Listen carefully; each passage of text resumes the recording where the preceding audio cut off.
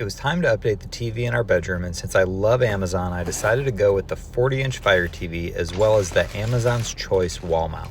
My first tip here is to thoroughly research your wall mount to make sure you're getting the right one. Just because it says universal or that it fits your TV doesn't mean that it will do exactly what you want it to do. Since we're mounting this up in the corner of the room, we needed it to not only articulate side to side, but to also tilt downward. And since not all of them do that, you need to be careful on what you're getting. This brand sells at least 4 different mounts, so be sure to get one that fits your TV and does what you need it to do. My second tip is to use a magnet to find the stud so that the mount is secure and doesn't come crashing down on you. The magnet will stick to the nails or screws that hold the drywall up, and those are always into a stud.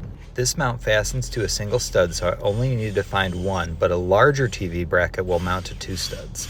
My third tip is to tape a bag under your pilot holes so you don't get drywall and wood dust all over the place. I use this little trick anytime I drill into drywall, and it always works well. The bracket screws to the wall using lag bolts, and if your pilot holes are nice and straight, they should go in pretty easily. It took me about 45 minutes to complete this project. I'm really happy with the wall mount and would recommend it, along with the TV, to anyone who's in the market. If you're interested in how I hid the cords, head over to my Facebook page, which I'll link below, where I have a reel showing that process. I hope this video was helpful, but let me know in the comments if you have any questions, and thanks so much for watching.